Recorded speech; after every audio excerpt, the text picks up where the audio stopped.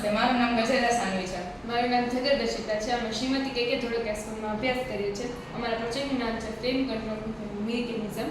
આ પ્રોજેક્ટ બનાવવા પાછળનો અમારો મુખ્ય એ છે કે જ્યારે મોટા મોટા ગોડાઉન, વેરહાઉસ અને ડાર્ક ફેક્ટરીઝમાં આગ લાગે તો આપણે તેને જલ્દી કાબૂમાં કરવું જોઈએ. જો આપણે એને જલ્દી કાબૂમાં ન કરીએ તો તેનું વિકરાળ સ્વરૂપ ધારણ કરીને પડેલી અનાજ ઇલેક્ટ્રોનિક્સને નુકસાન કરે. તો તે પરિસ્થિતિને અટકાવવા માટે અમે આ પ્રોજેક્ટ બનાવેલો છે.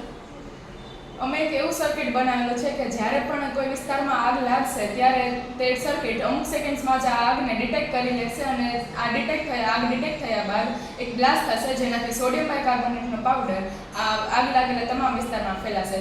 અને આ સોડિયમ બાયકાર્બોનેટ જ્યારે આગ સાથે પ્રક્રિયા કરશે ત્યારે તે કાર્બન ડાયોક્સાઇડ ગેસ પ્રોડ્યુસ કરશે, જેનાથી આગને આપણે ટૂંક સમયમાં જ આપણા કંટ્રોલમાં લઈ શકીએ છીએ. આ પ્રોજેક્ટના ઉપયોગથી આપણે આ તેનું વિકાસ સ્વરૂપ ધારણ કરે તે પહેલાં જ તેને કાબૂમાં લઈ શકીએ છીએ અને ઇલેક્ટ્રોનિક્સ અને અનાજને નુકસાન થતું આપણે અટકાવી શકીએ.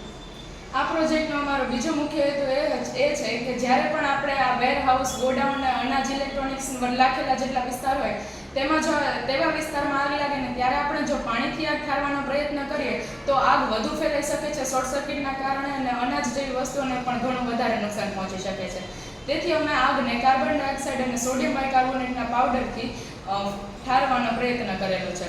અને અમે અમારા પ્રોજેક્ટમાં ભવિષ્યમાં એ કરવા માગીએ છીએ કે જ્યારે પણ આગ લાગશે ત્યારે તે ફેક્ટરીના, તે વેરહાઉસના જે પણ કોઈ માલિક હશે તેને પણ મેસેજ પહોંચશે, અને જો તેની લિમિટ કરતાં વધારે વિસ્તારમાં આગ લાગેલી હશે તો ફાયર બ્રિગેડને પણ મેસેજ પહોંચી જશે, જેના કારણે તે ટૂંક સમયમાં જ અહીંયા પહોંચી શકે અને વધુ વિસ્તારમાં આગ ફેલાય તે પહેલાં જ તેને અટકાવી શકે, તેને કંટ્રોલમાં લઈ શકે.